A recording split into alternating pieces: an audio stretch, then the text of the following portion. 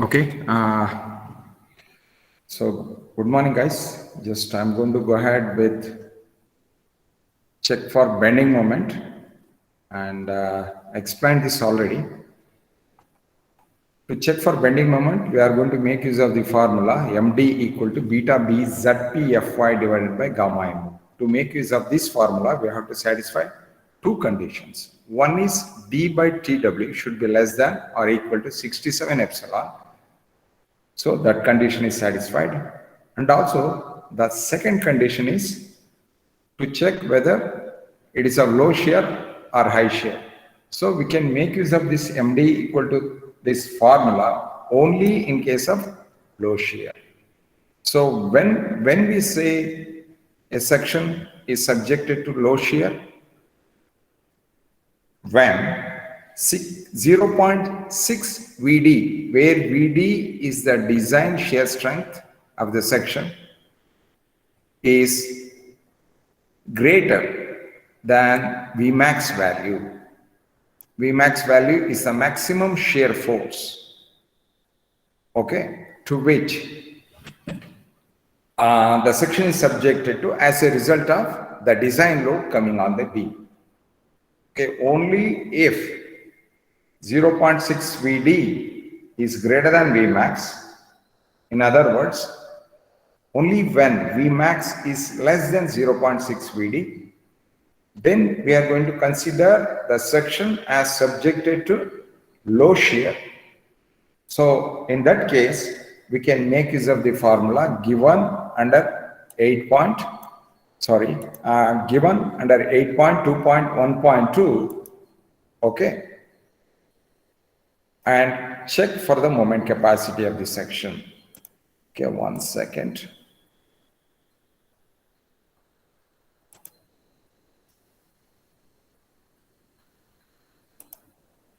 Okay, so in this case, both the conditions are satisfied. Why do we check for low or high shear? See, the presence of shear always affects the bending moment capacity of a section. In this case, the beam. Okay, so in case of low shear, even though it is going to affect the bending moment capacity, because the shear is low, that can be ignored. That is, the effect of shear on the bending moment capacity of the section can be ignored. So by ignoring that, we can make use of the formula MD equal to beta B ZP Fy divided by gamma M. If Vmax, that is the maximum shear force, is greater than 0.6 VD, that is considered as high shear. That means the section is subjected to high shear. So whenever the section is subjected to high shear, then that high shear value significantly affects the moment capacity of this section. So we have to take into consideration of the effect of shear on the moment capacity. So that reduces the value of the moment capacity. But in your case, so almost all the time, a beam is subjected to low shear.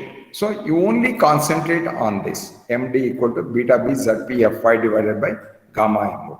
Of course, there is an example after this. So I have taken some value so that the high shear comes.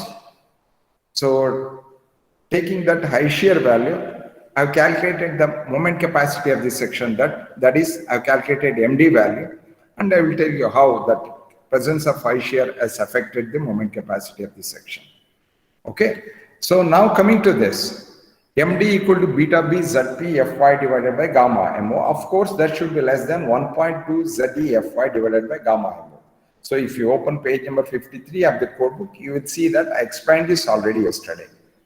Okay, let us find out what is MD. So to know MD or to calculate MD, we need to know all the things on the right hand side. So here beta B equal to 1. So equal to 1 because the section is plastic. So how do we say the section is plastic? If you go to the previous step, we have found out that whatever the section we selected was a plastic section.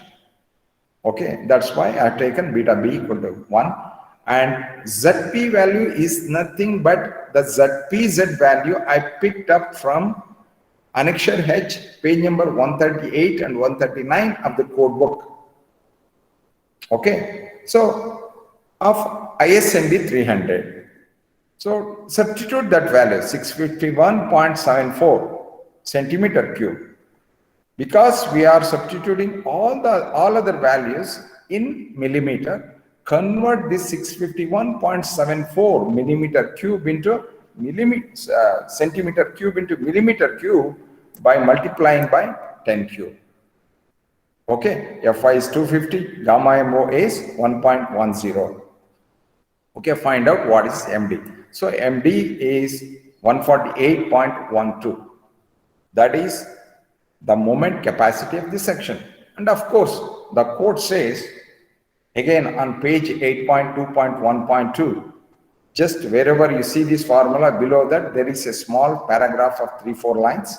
If you go through that, so this MD value, beta B ZP Fy divided by gamma MO value should be less than 1.2 ZeFy divided by gamma MO. And if it is a cantilever, instead of 1.2, you can put 1.5. Okay, so in this case, after calculating the value of MD, I calculated 1.2 ZeFy divided by gamma MO. So this value, MD value of 148.12 should be less than this as per the codal recommendation. So that's what it is. 148.12 is less than 156.44. That's why I take the value of MD equal to 148.12 kilonewton meter. Okay. So what in case 1.2 ZeFy gamma MO is say 140 kilonewton meter instead of 156.44? If it is 140, then 148.12 is not less than 140. In such case, you take 140 kilonewton meter. In general, when you calculate these two values, MD value here and also 1.2 ZeFy divided by gamma MO value here, so take lesser of those two values as the moment capacity of the section. Okay. So going further, so we calculated 148.12 kilonewton meter. That is the design moment capacity of the section. And of course, that value is greater than 115.43 kilonewton. That is the M max value. That is the design bending moment we got from the design load coming on the beam. So the capacity is greater than the design load. So obviously the section should be adequate and safe. Okay, this is the way we are going to check it. So afterwards, what is the next step we have to go for? We have to go for check for deflection. Okay. So whenever we check for deflection, so we have to take service load. So 25 kilonewton per meter is a factored load. That's what given in the problem itself. The problem says a factored load of 25 kilonewton meter. When you are checking for deflection, so you have to convert this value into a service load by dividing it by 1.5. That 1.5 is called the load factor. Okay, plus this is the self-weight. That is 0.4336 is the self-weight of the beam, and take the value as it is. That is going to be the service load. Okay, so once you do that, final service load is going to be 17.10 kilonewton meter. In other words, if you convert that into Newton millimeter, so numerically it will have the same value. Okay, that is 17.10 Newton per millimeter. So for a uniformly distributed load beam, uniformly distributed simply supported beam, so the maximum deflection which happens exactly at the midsection is given by 5 by 384 WL to the power of 4 divided by EI. Here I is nothing but IZZ value. Okay, so in this case we have to substitute everything in terms of Newton and millimeter. Okay. So finally, you are going to get the deflection in millimeter. Okay, 5 by 384. What is W? 17.10 kilonewton meter. So convert that kilonewton into Newton by multiplying that value by 1000 divided by meter to millimeter. That is 1000 millimeter. This 1000 get cancelled. I'm left with 17.10 Newton per millimeter. That is the loading, uniformly distributed load on the beam. So numerically same, but when you are substituting this value. Okay, remember, you are substituting this value, not this value. Okay, so coming to this span L, that is 6 meter, convert that value into millimeter. So to the power of 4, E is 2 multiplied by 10 to the power of 5. IZZ is this value. Again, in terms of millimeter to the power of 4. If you get this IZZ value from the steel table, okay, so you are going to get that in millimeter 4. If you are referring KLV round for ISMB 300 section. If you are picking up this value from the code book on page 138 and 139, so you are going to get in terms of centimeter to the power of 4, that is 8603.6 10 centimeter to the power of 4. Let me cross check it once again. Page number 138. I'm cross checking it. So it is not given. Don't worry about it. It is not given. Moment of inertia is not given. So you get this value from the steel table. Okay.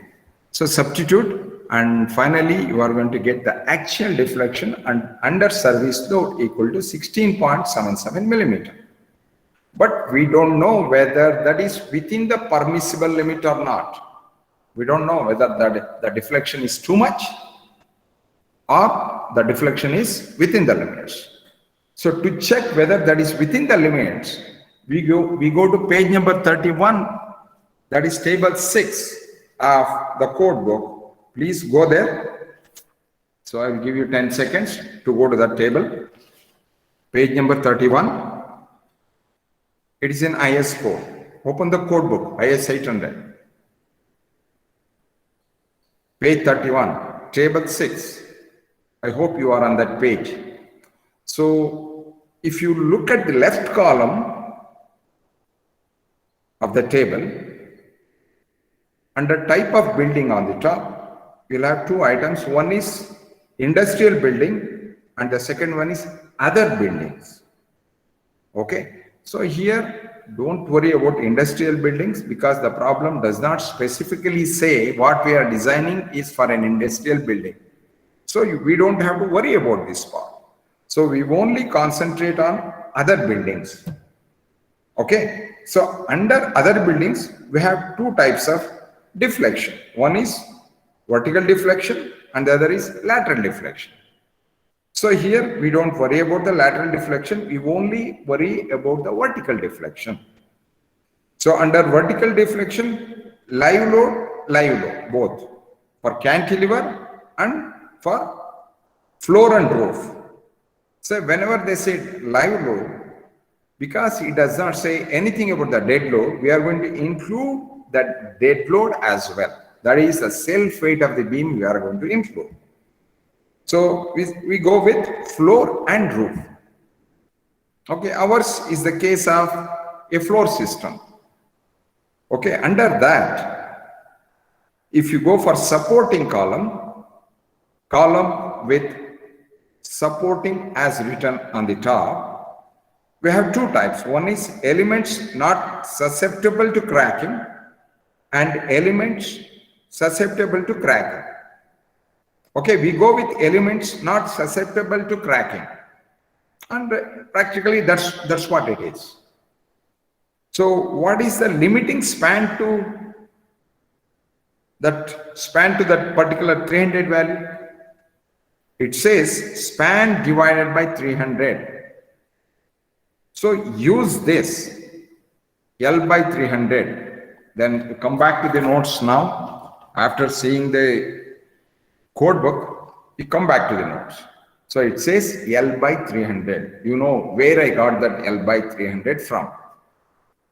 Okay, where L is the span, that is 6 meter, that is 6,000 millimeter by 300. So that is 20 millimeter. So maximum allowable deflection for that particular beam is 20 millimeter, but the actual deflection we got was 16.77 millimeter. So actual deflection is less than the allowable. Okay, therefore it's okay. Deflection is within the limits. Deflection condition is satisfied.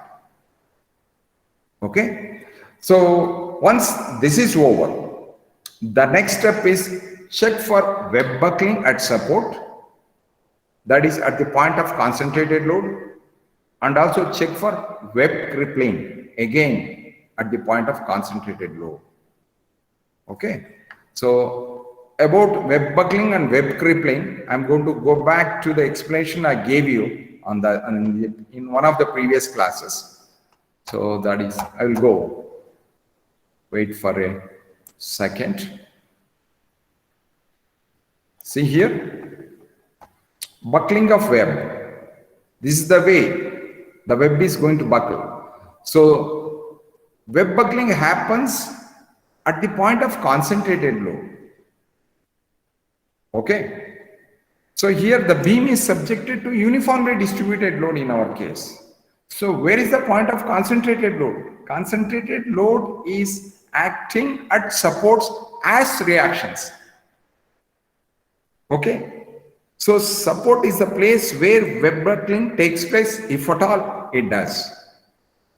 So of course, these are the different ways of web buckling. Then what is web crippling? Again, that happens at the point of concentrated load. Okay, in this case, where exactly it happens? It happens again at the supports where we have the reactions. Is it clear? So this is the reaction. Web crippling happens like this. At the bottom, not throughout the length. When it comes to the web buckling, it will cover the whole height of the web. Okay, in case of web crippling, only in the vicinity of the concentrated load. So here R is the bottom reaction, that is a concentrated load. P is a concentrated load acting on the beam from the top. Is it clear to you? So I will go back. So I am going to check for web buckling. First, so that is at the point of concentrated load. That is at the reaction point. See what the code specifies is in your case, that is in case of design using rolled sections, web buckling and web crippling are normally safe. You don't have to check for web buckling and web crippling. The only thing you need to do is check for D by TW and check whether it is less than or at most equal to 67 epsilon. What is D value? D value, remember, that is the depth of the web wherein the thickness is the thickness of the web which is constant over certain height. At the point where the web joins the flange part, so there is going to be a curve and that portion gets thickened, that is thickness is more. But you need to consider only that part where the thickness is uniform. Okay, that's what small d is. Again, I will go back to show you the figure. Of course, many of you remember, many of you don't. See here, this is D, 247.2 millimeter is D. So I have deducted thickness of the flange and also R1 value to come to this point. Similarly, I have done the same thing from the bottom to come to this point. So this height, that is 247.2 millimeter, is small d. Okay. So if d by tw is less than equal to 67 epsilon, then you don't have to check for web buckling, and also you don't have to worry about web crippling. However,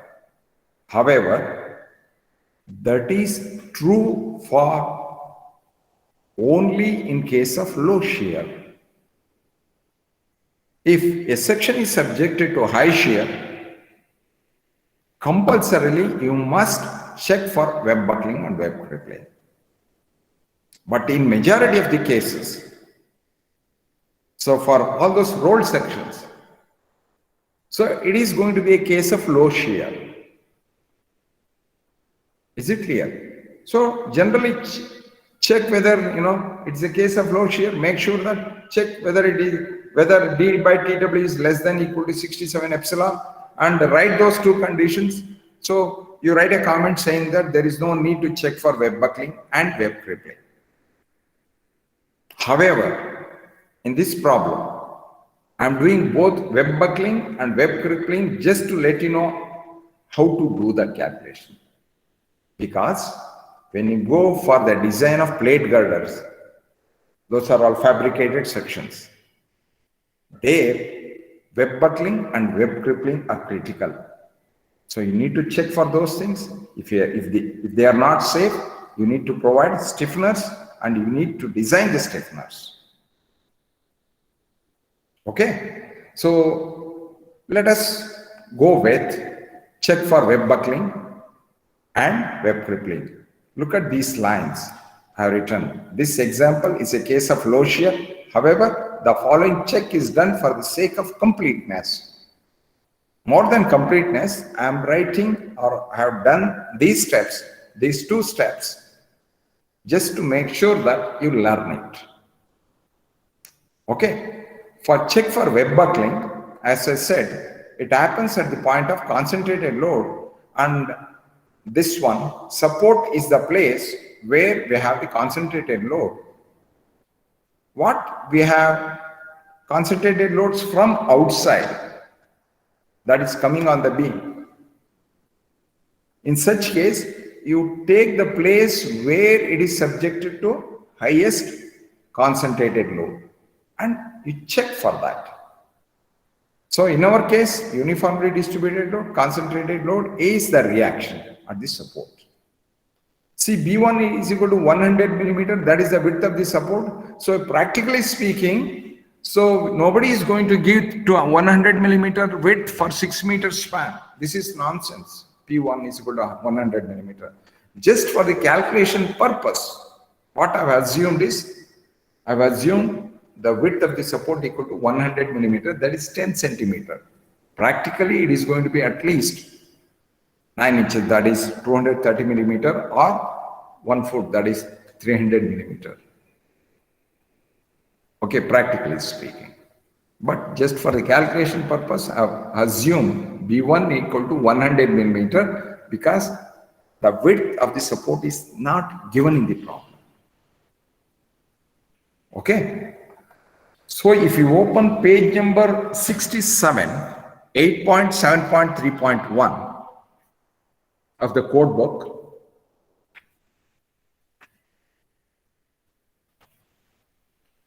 open page number 67, 8.7.3.1, it says web check.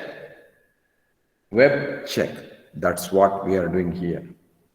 Okay, web check is nothing but we are checking for web buckling.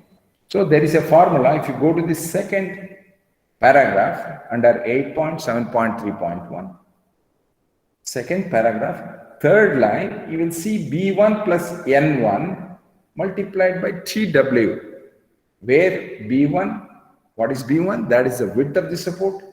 N1, yes, I'm going to tell you, it is in the figure, multiplied by the thickness TW, that is the thickness of the web. Okay. Here, again, come back to the notes. Look at the screen. See, B1 and N1.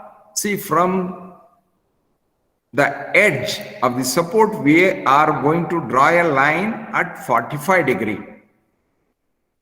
Why 45 degree? Look at the code book. It says, again, go back to page number 67. What is B1? That is the width of the support given. What is N1? Dispersion of the load through the web at 45 degree to the level of half the depth of the cross section. Okay, that's why. So this is the this is half the depth of the cross section. This is the dispersion line at 45 degree. So whatever concentrated load we are applying or we are getting from here on the beam is going to be distributed over a length or width of B1 plus N1. If you need to know the area, so B1 plus N1 multiplied by the thickness of the web, which is perpendicular to the paper. Okay, over that area, this load of 76.95 kilonewton is distributed. Okay, and we have to check that. We have to check whether that area is able to withstand 76.95 kilonewton. So for that, what I do is, I'm going to consider 1 millimeter width of the web. Okay, what is the height of the web? That is small d is the height of the web. So basically, this is a column of length d small d, okay, of width equal to 1 millimeter, of depth equal to thickness of the web, which is perpendicular to the screen. So if you, on the same figure, come horizontally, if you look on the right side, I have written that 1 millimeter width with hatching, d equal to 247.2 millimeter. And if you look from the top, 1 millimeter width, and TW is the thickness of the web, which is 7.5 millimeter. So consider this portion as a column. This is a column of rectangular shape. Okay, so find out what is the design stress of that column. So now, to find out the design stress for a rectangular section, which buckling class we need to use? To know what buckling class we need to use, go to page number 44 of the code book. Depending on the shape of the sections we are selecting or we are analyzing, it says what buckling class we have to go to. Or what you can do is, on page number 67 itself, under 8.7.31, go to the last paragraph under 8.7.3.1, just before 8.7.4. It says use curve C. Okay, so even the table on page 44 says for a rectangle section you need to make use of curve C. Here in this page 67 under 8.7.3.1, it says curve C means it is buckling class C. For buckling class C, you need to refer table 9C on page number 42 of the code book. You have studied, you know the column design. Is it clear to you? Now let us find out what is the design compressive strength of this column of length D and of width 1 millimeter and of depth of TW equal to 7.5 millimeter. So to refer table 42, sorry, table 9C on page 42, you go there. First thing you need is KL by R. Is it not?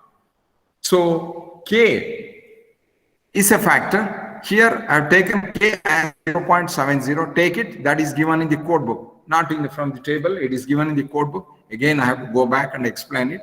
Don't worry about it. You simply take this value as 0.70. What is L? As I said, D is the height of the column divided by R. R is the minimum radius of gyration, or the radius of gyration about which the column bends. Here, the column is not going to bend about this axis because the column is distributed throughout. It's a series of columns of 1 millimeter width placed next to each other throughout the span. So there is no way that section is going to bend about the vertical axis, and definitely it is going to bend about this horizontal axis. So we need to find out what is the radius of gyration r about this axis. So we know the formula, radius of gyration r equal to square root of I by a. So what is the moment of inertia of this rectangular section, okay, about this axis? That is BDQ by 12, where B equal to 1 millimeter, D is TW, Q by 12. That's what I have written here. Divided by the area of cross section of the column is 1 millimeter by TW. That's what I have written here. After simplification, I get that radius of gyration or R minimum as TW by root 12. Substitute the value of TW, which is the thickness of the web, okay, and get the value of R minimum. So R minimum is 2.165 millimeter. Okay. Now, what is the slenderness ratio KL by R? As I said, K is known. Sorry, K, we have taken that as 0.70 as per the Codel recommendation. Multiplied by L is nothing but the total depth of the web, small d value here, divided by R is 2.165, which we calculated just now. So find out what is the slenderness ratio. That is lambda. That is equal to 80. So then go to table 9C on page 42. So for Fy equal to 250 Newton per millimeter square. Okay. For KL by R equal to 80. Find out or pick the value of design compressive stress FCD. What is the value? That is 136 Newton per millimeter square. So once you have the value, this is for the unit area. Okay. Once you have the value, you know that is for unit area. So multiply that value by B1 plus N1 multiplied by TW. That is the whole area over which this concentrated load distributes. So once you multiply this design compressive stress FCD with the area of the distribution area, the area of that distribution part or distribution area. So this is what it is, FCD. So I got the value equal to 255 kilonewton. Okay. Design compressive strength of that portion of the web of width equal to B1 plus N1 and of thickness TW is 255 kilonewton. That is the design compressive strength of that area. Okay. And what is the load that web portion is experiencing? That is experiencing a design load of or design force of 76.95 kilonewton. So design capacity is 255 kilonewton, but we are applying a design load of 76.95 kilonewton. Okay, therefore the section is safe against web buckling. Is it clear to you? So I have written a note, web buckling or vertical buckling occurs when the intensity of vertical compressive stress near the center of section becomes greater than the critical buckling stress for the web acting as a column. Okay. Next, what is the next step? Web crippling. Again, web crippling does not happen over the whole depth of the web. Instead, it is going to happen in the vicinity close to the applied concentrated load or close to the reaction in the web area.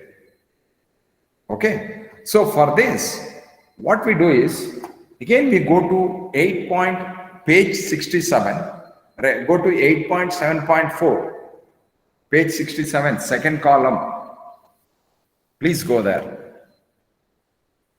Are you on that page, guys? So second column, go to the bottom. It says 8.7.4 bearing stiffeners. Of course, we are not going to provide stiffeners unless this condition fails. Okay, and we are checking. If it is safe, safe. If it is not safe, provide stiffeners. So design for stiffness. So in this case, first let us check it. So what is this formula? FW equal to B1 plus N2. Okay. What is B1? That is the width of the support. What is N2? From the edge of the support, you draw a line at a slope of 2.5 to 1 vertical to the point where to the point that is located at a distance of thickness of the flange plus R1. Okay. Because that's where we have the least area. Okay, from here to here, it is going to be from, if I draw another line here, from here to this line, it is going to be small d. You know what is small d by now. Okay.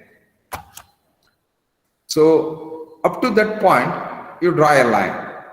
What is the slope of that line? 2.5 horizontal and 1 vertical, and that is N2 value. So if you go to page number 67 of the codebook, switch, go to the last line of the page in the second column. It says N2 equal to length obtained by dispersion through the flange to the web junction at a slope of 1:2.5 to the plane of the flange. That's why I have taken 2.5 horizontal and 1 vertical. Therefore, what is the value of N2? N2 equal to 2.5 times of R1 plus TF. Okay. So what is the formula? FW equal to B1 plus N2, that is this one, multiplied by the thickness of the web, which is perpendicular to the screen. Okay, that gives the area. Web crippling happens not due to buckling, but due to yielding of the material. Okay, so what is the yield strength of the material? It says Fy, W stands for web. So what is the yield strength of the web material? That is 250. That is the material we are using for the beam, divided by gamma MO, which is 1.10. So find out what is the value of FW using this formula. So first find out what is N2 value. B1 is the width of the support, 100 millimeter. We have assumed it, even though it is not practicable. Okay, next find out what is N2. N2 is 2.5 slope, you remember, multiplied by TF plus R1, that is equal to 66 millimeter. That is the N2 value. So what is this total width? B1 100 plus N2 is 66, that is 166. That's what here. Multiplied by the thickness of the web will give you the area. Okay, that is this width and the area, that is thickness of the web perpendicular to the paper or screen. That gives the area.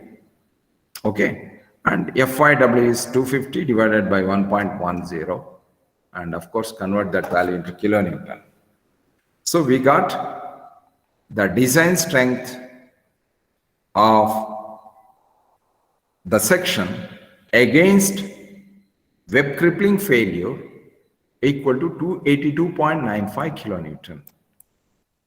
Okay, but actually how much it is experiencing here? It is experiencing a design load or force of 76.95, but this is the strength. So the web is safe against any web crippling failure. Okay, so now all the checks are done. So we can say, therefore, we are going to make use of ISMB 300 at 433.6 Newton per millimeter is adequate for the beam. Okay, this is what the design is. Is it clear to you guys? So with this, I will go through the steps once again. I'm going to summarize the whole thing, whatever we have done until now. So I'm going to summarize step by step. Okay, so let me read out the problem. Please listen carefully. And I'm going to explain all the steps one by one. Okay, so design a simply supported beam using suitable ISMB. Remember, we need to pick up ISMB. We are not supposed to pick up any other section. ISMB section for an effective span of 6 meters. Subjected to a factored uniformly distributed load of 25 kilonewton per meter. Factored. So the load is already factored. You don't have to multiply that by 1.5. So assume that it is laterally supported throughout. So it is a laterally supported beam.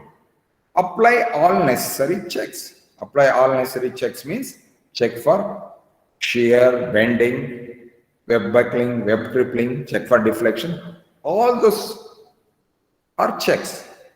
Okay, so these are the design steps involved. I have written a set of design steps involved. Next, what is the first step? Calculation of design bending moment. So that is given by 25 multiplied by 6 square by 8, excluding the self weight of the beam. Okay, so once that is calculated, maximum bending moment, we made use of the formula on page 53 under 8.2.1.2. That is, the formula is MD equal to beta B ZP Fy divided by gamma MO. So we calculated what is the required ZP value, that is the plastic section and section modulus value. Okay, using that formula. In place of MD, we substituted the maximum bending moment, that is the design bending moment. So we calculated what was ZP required. So once we had that ZP value, based on that, we went to page number, that is annexure H on page number 138 and 139 of the code book, and we selected an ISMB section, which was ISMB 300 section we selected based on ZP value or ZPZ value. Once that section was selected, so we know all the section details, including its self weight. Now we added the self weight to 25 kilonewton per meter to find out the new design bending moment. Based on that, we calculated the section modulus once again, revised section modulus, and we compared that value with the selected section of ISMB. And whatever section we selected, that was ISMB 300, was good enough to take care of the external design load, including its self weight.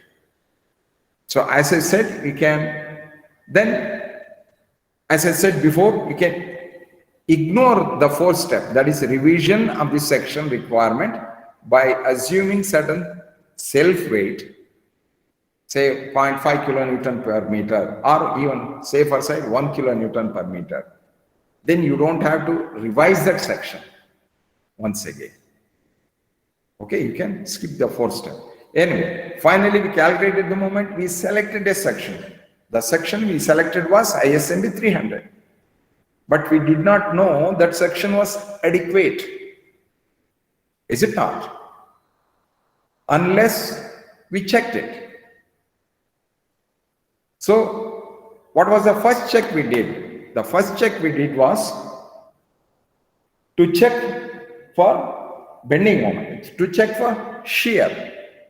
This is the problem wherein we check for shear first before checking for bending moment. We check for the shear because we are going to make use of the shear value or whatever maximum shear value we get in case of bending moment step. That's why we do the shear check first. So we calculated what was the shear capacity of this section, and also we calculated what was the maximum shear coming from the external load. So when we compared those two values, we found out that the design shear capacity of this section is greater than the design shear load or the design shear force. Okay, therefore it was adequate. The next step was to check for bending moment. Is it not? So check for bending moment. So before checking for bending moment, one more step we did was section properties and section classification. So we checked whether the section was compact, plastic, that is plastic, compact or semi-compact or slender. After those checks, we found out that the section was plastic. Okay. Then we jumped to the next step, that was check for shear. Next, check for bending moment. Okay. So before checking for bending moment, we need to decide whether to make use of one formula or do we need to take a path, different path, to use a set of formulas to check for the bending moment capacity of the section. That depends whether the section is subjected to high shear or low shear. Okay. So how do we decide whether the section is subjected to low shear or high shear due to the external load? First, we have the design value, VD value, we calculated from the previous step, multiply that value by 0.6 as per the codal recommendation. So we got some value and we compared that value with Vmax value. So once 0.6 VD is greater than Vmax, then it is a case of low shear. So once it was a case of low shear, then the effect of shear on the bending moment capacity of the section can be ignored. Once you ignore it, so we can make use of the formula MD equal to beta B ZP Fy divided by gamma MO given in page number 53. Okay, to find out MD, substitute all the formulas, all the values, I mean. So beta B, that is equal to 1 because the section is plastic. Then find out what ZP, that is ZPZ value. We got that from steel table. Okay, Fy is 250 divided by gamma MO. We calculated what was MD value and that was greater than the maximum design moment we calculated due to the external load acting on the beam. So the section was adequate as far as bending is concerned. So the section is adequate and safe as far as shear is concerned. It is okay as far as bending is concerned. And the next check is for deflection.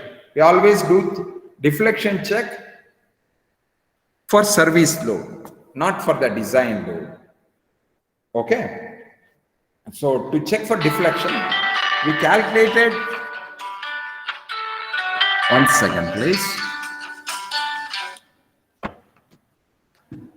So to check for deflection, the first thing we did was we calculated the deflection by using the formula 5 by 384, okay, W L to the power of 4 divided by EI. Okay, that was delta max value that happens exactly at the midsection. So the value we got was 16.77 millimeter. And whatever the deflection, actual deflection happened should be within limits. To check whether that was within limits, so we went to table 6 on page 31. So the limiting value was L by 300, that is span divided by 300. So that limiting value was 20 millimeter. Actual deflection was 16.7 millimeter. So actual deflection is less than the limiting value, that is the allowable deflection value. So that condition is also satisfied. That is, the deflection condition is also satisfied. Then we went to web buckling at support. Okay, using 8.7.3.1 on page 67. Okay, so from the edge of the support, by drawing a dispersion line inclined at 45 degree until the mid height of the section. Okay, we calculated what was B1 plus N1 value. B1 is the width of the support, N1 is the dispersion width. Okay, at 45 degree. Once that is done, B1 plus N1 multiplied by TW gave us the area over which the load gets distributed. Okay. So there we consider 1 millimeter width of the web portion as a column, and the column of depth small d, width 1 millimeter, depth equal to thickness of the web. Then we calculated what was the design compressive stress, FCD value, by finding out KL by R value and referring table 9C on page number 42. Okay. And once we got the stress value in terms of Newton per millimeter square, and we multiplied that by the area over which the load is spread, and we got the design strength. So that was greater than Vmax value, that was the reaction or the maximum shear force at the support. So web buckling condition was also satisfied. Similarly, for web crippling, again from the edge of the support, see, we drew a line at a slope of 2.5 horizontal, 1 vertical as per the Codel recommendation. So what was the formula we used? We used the formula given on page 67 under 8.7.4. Is it not? And we checked for that condition as well. So that condition was also satisfied. So what was the formula? B1 plus N2 multiplied by TWF multiplied by FYW divided by gamma MO. Okay. So even that FW value was way greater than the reaction at the support.